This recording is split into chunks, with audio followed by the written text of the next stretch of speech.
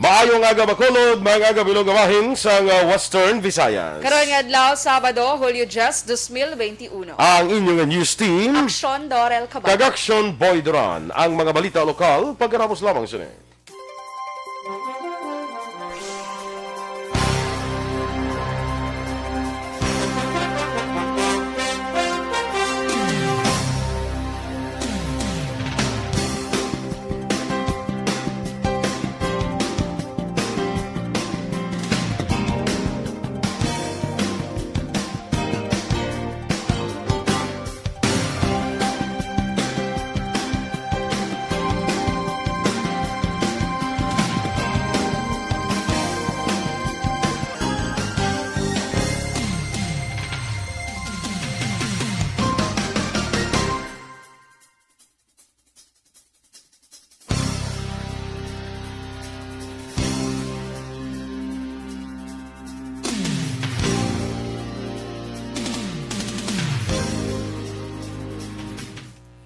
Yes, good morning na mga ka-aksyon. Good morning sa aton nga naga-monitor dira sa Facebook. Good morning, Action Doors. Good morning, Action Boy! Happy birthday, charot. Yeah, ka partido liberal ka gidya. Ikaw daw ka partido Demokratiko Pilipino, lakas ng bayan. Hindi ko grupo progreso. Gali kay local. So ko na ko local. Hindi ko. Charot! Good morning! But you look good in yellow.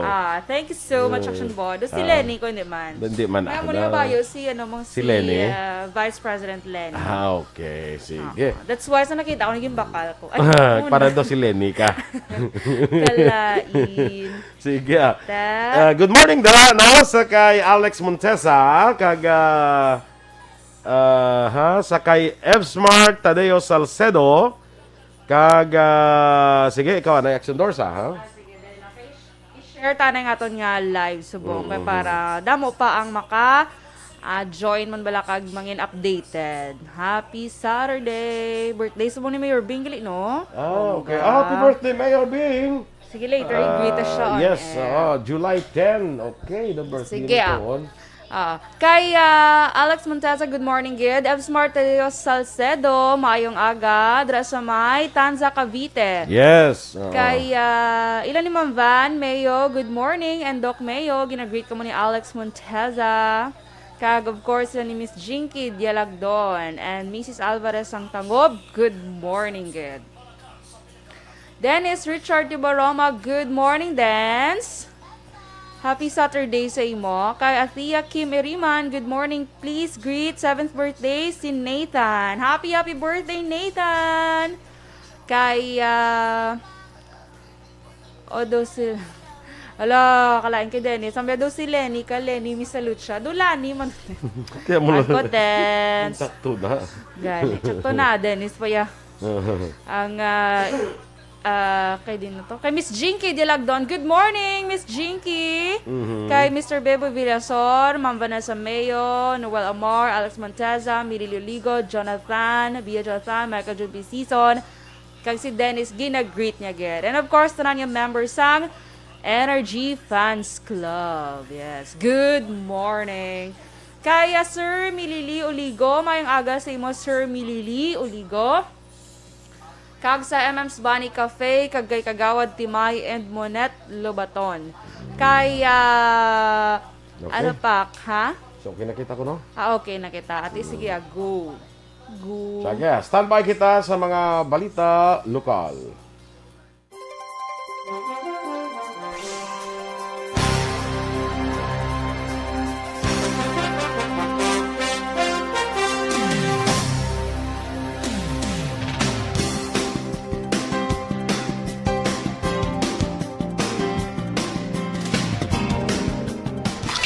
Balitang Bayan, Numero 1.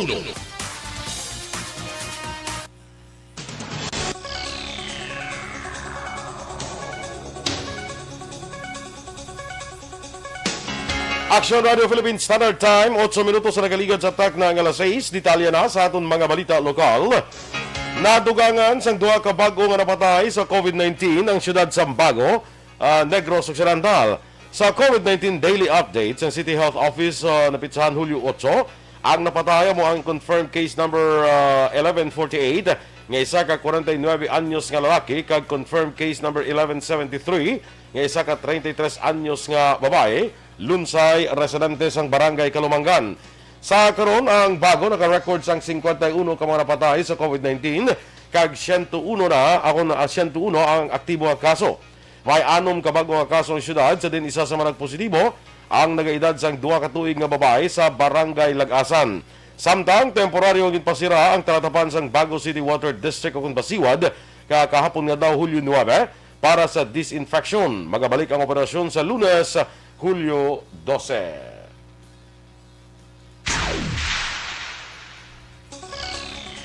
Siyam ka mga persona ang nakaladakpan sa bypass operation sa Philippine National Police Drug Enforcement Group Special Operation Unit o SOU 6 kag Bacolod City Police Station 2 sa Purok Tilapia, Barangay 3, Syudad sang Bacolod kagabi. Sunod kay Police Station 2 Officer in Charge Police Lieutenant Andy Ofalia, ang siyam ka mga persona ang nadakpan nga nagasuyop kag nagabaligyanay sang ginasuspetsohan shabu sa sulod sa isa ka drug den. Dugang pa ni Ofalia nadakpan man ang drug den maintainer. Amal kadakpan ang Musanday Jomar Gion, 29 anyos, Carla Gion, 20 anyos, John Rafael Gion, 29 anyos, Jordan Gion, 26 anyos, Rogie Ignacio, 26 anyos, George Salunatin, 32 anyos, kag Jolie May Bologna, nga tanan residente sang Purok Tilapia, Barangay 3 sa mga syudad.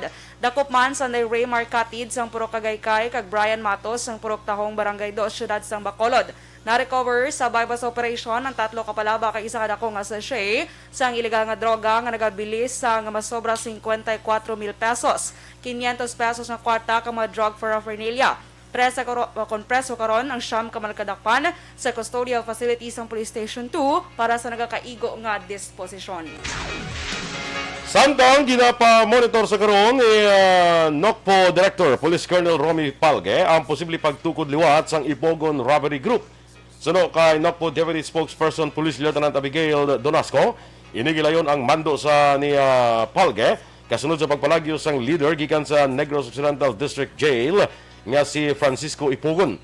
Dugang ni Donasco, ginahihinyo man sang otoridad ang kooperasyon sang komunidad paagi sa pag-report sa malapit nga police station. Samtang wala pa sang impormasyon angot sa ginpadulungan ni Alejandro Montoya kag ni Ipogon ang duha nga wala pa dakpan sa 5 nga nakapalagyo nga mga preso. Gindesisyonan sa mga kapulisan kag Barangay Council sa Barangay 3, Syudad sang Bacolod nga gubaon ang drug den nga ginpatigayon sa ginpatigan nga bypass operation sa mga kapulisan sa Purok Tilapia, Barangay 3, Syudad sang Bacolod. Kay Police Station 2, Officer in Charge Police Lieutenant Andy Ofalia, hindi lamang mga parokyano ang bisita kang nagasuyop sa drug den, apang may impormasyon ng kapulisan nga ginkaduan man inis ang mga pangayaw. Nagapati si Ofalia kinahanglan nga makakas gilayon ang drug den, kagang tupad nga hayop-hayop bagod nga hindi na paghimuon nga suluyupan sa mga drogista. Ginpahayag naman ni NOCPO Deputy Spokesperson Police Lieutenant Abigail Donasco nga madamog yapon sang nagabulang sa probinsya. Suno kay Donasco, sa piyak nga wala untat ang dinakpanay sa among kapanahon, apang madamo ang nagahimo yapon sini.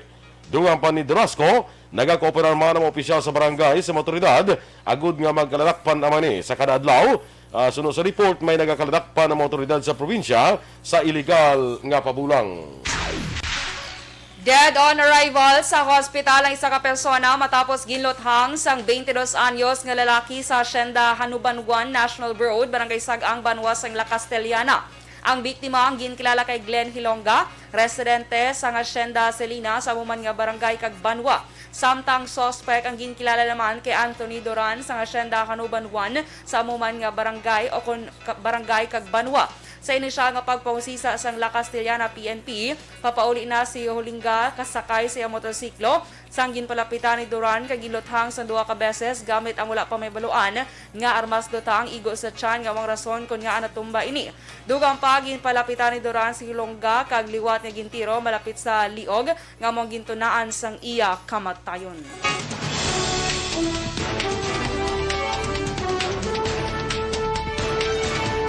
Energy Secretary Cuse kag duha ka iban pa ginpahalin ni Senator Pacquiao sa PDP laban. Samtang kabataan nga nagaedad 5 ka tuig pasaka ginatugutan na nga makagwa. Ang detalye sa mga balita nasyonal sa magbalik sang Aksyon Balitang Bayan Numero 1. Sa aton mga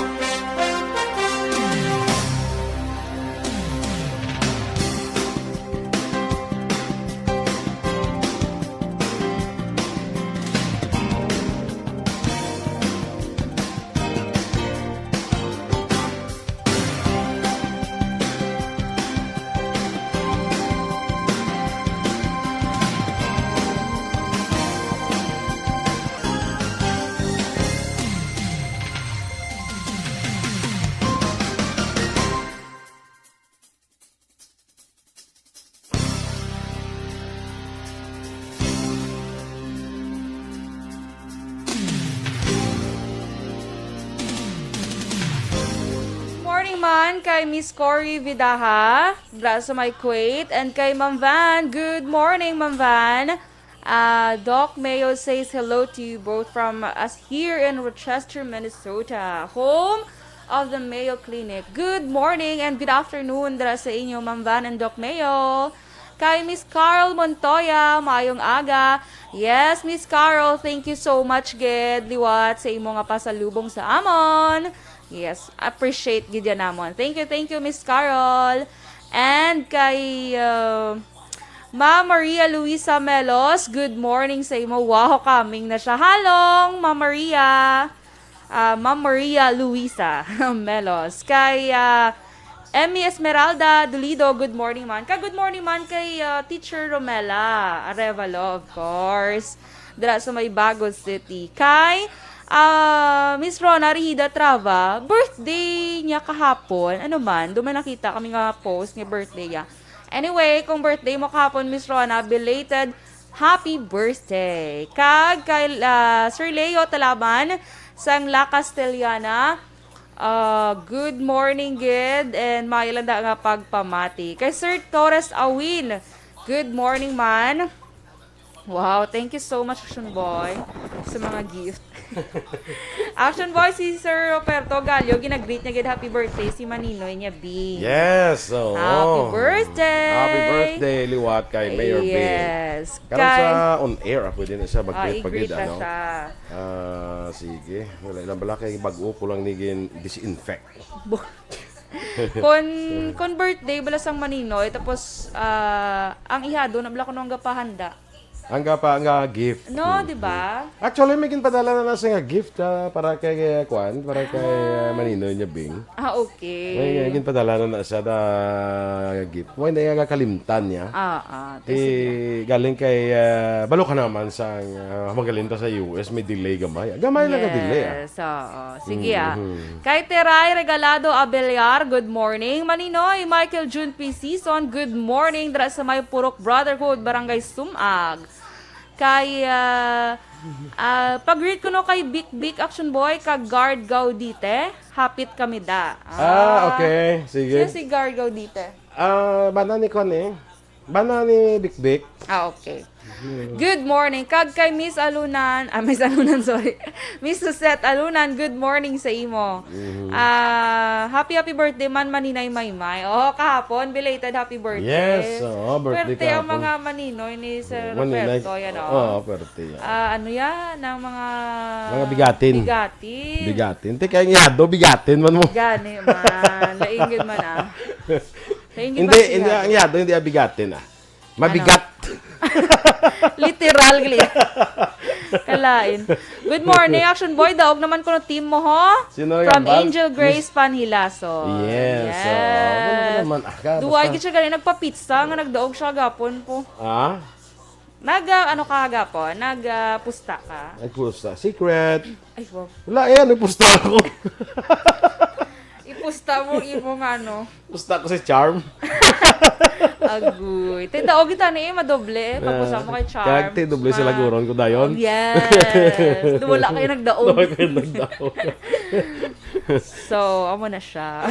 Kay Sa Lunes tanawon naman ni sa Lunes kay bakbakanay naman balbalanay naman ni Meluki box Di kung matabo sina kung sans bidapon madaog be. Kilala na ka-apat kagin mo. Apat. Sige. So, game 7 para 7 ka adlaw ang coverage. Gani man, no? Ito ang coverage, no? Kada coverage. May pamahaw. Charot. Ako nahirig na rin, pamahaw. Pero ka namit saan in-order, makagapon. Namit ay. Mito nga kwanto. May ito Diba? Suggestions, may makikita pangita. Ito hambal, mga orderon. Tiwa ay man. So, ang mukha mo ni gurong namin. Okay man to. Good. Good. Kay Angel Grace Pangilason, kung sans. Si Lueng? Kaming na siya. Kung hamba ko gani, halong. Miss Mama Maria Luisa. Kay Angel Grace Pangilason, kung sans magdaog Aksyon Dorel, may pizza na. Hindi ng pizza Action Boy. Sino nagsileng? Si Angel Grace. May pizza na ko pizza. Siya guro mahatag sa pizza. Ano talaga? Siya guro. Thank you so much, Angel Grace. Salamat, Ged. Yan, nagsuli pa ya. So, maulan, yung morning ko, ay, maulan, Action Boy? Siguro Okay. Pero mo na gani si Dad sa aran ako na si Mama Maria sa Dalom, Yahoo. Ay, gali ka? Saan ka? Di ba lang Mama Maria, Luisa? Napo, sa kung masakad. Ginapo siya. Kaya wala ko pag siya nakita, Action Boy. Okay. Pwede man sa galing kami ngagaw pa nasa sa misa Pahay-hay. Ay, standby na tat. Ate, standby na sa mga balita national.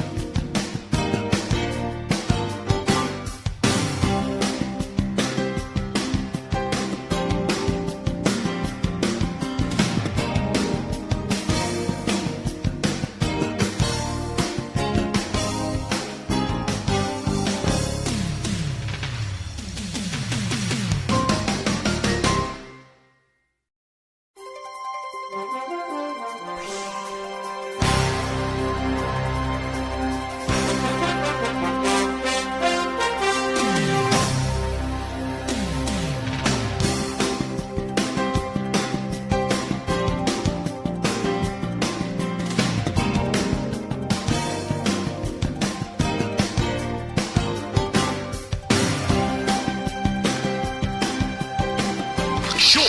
Balitang Bayan, numero 1.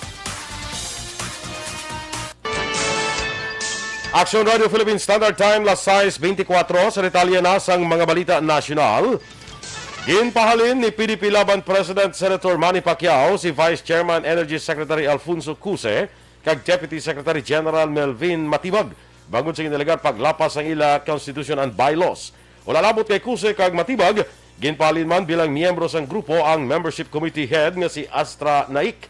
Sa statement ginisyu ni PDP Laban Executive Director Ron Monsayak, si Pacquiao kag ang PDP Laban National Executive Committee nga mo ang highest administrative kag executive body sang grupo ang nagatag sang mando.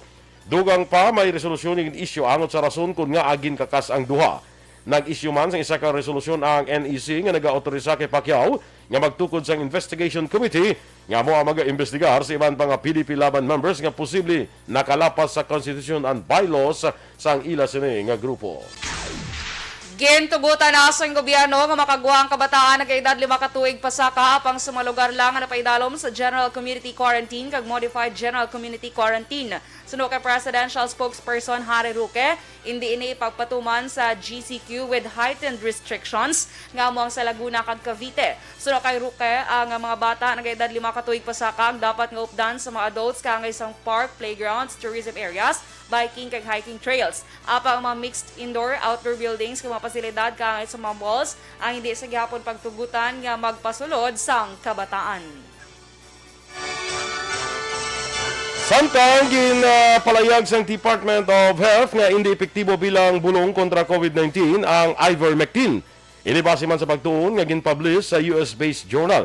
Sa pahayag sang DOH, ang Clinical Infectious Diseases nga isa ka opisyal nga publication sang Infectious Diseases Society sa Amerika, ang nagpalayag nga wala nagabulig ang ivermectin sa pagpanubo sang mortality rate sa isa ka persona nga positibo sa virus.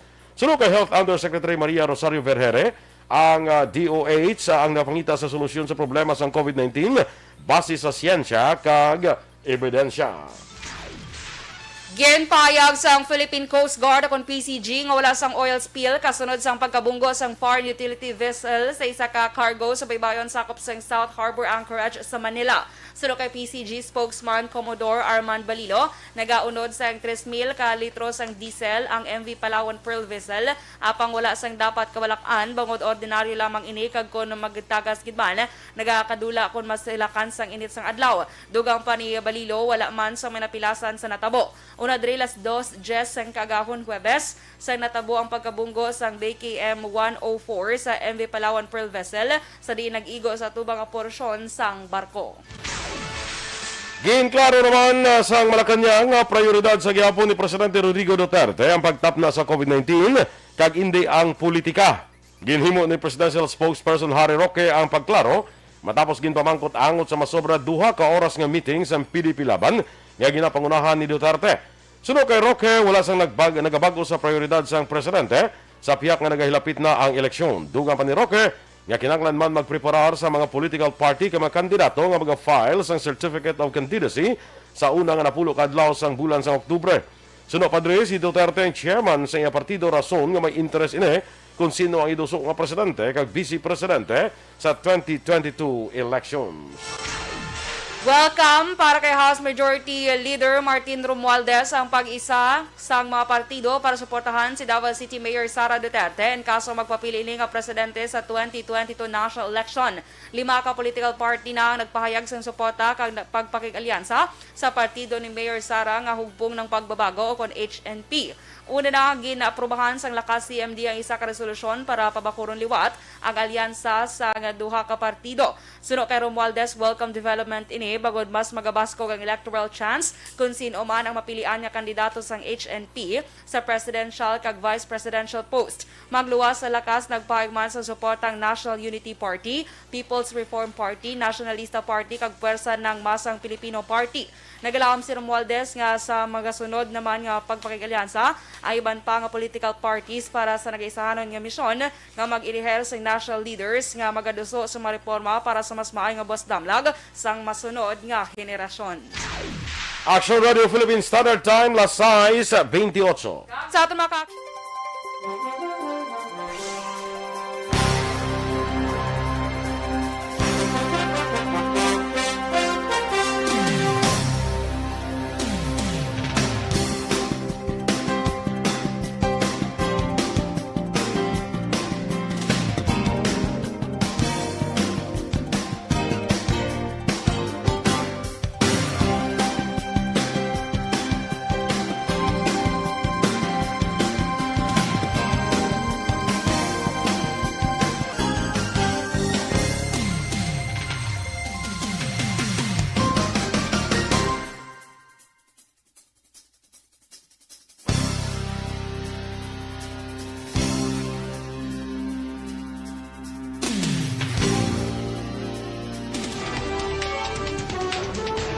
Aksyon Radio Philippine Standard Time na size 29.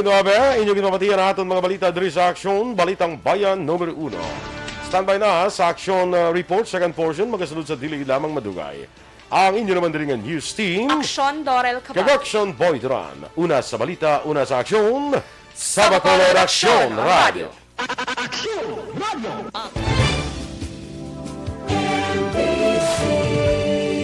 Manila Broadcasting Company. Sa balita, komentaryo, isyu, serbisyo publiko. Aksyon Radio. Sa Bacolod, Aksyon Radio. Aksyon Radio.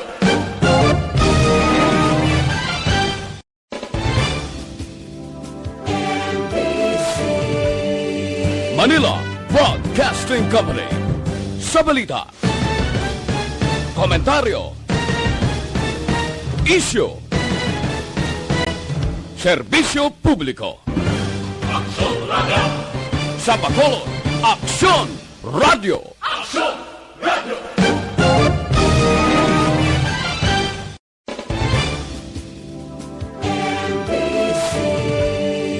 Manila Broadcasting Company. Sa balita,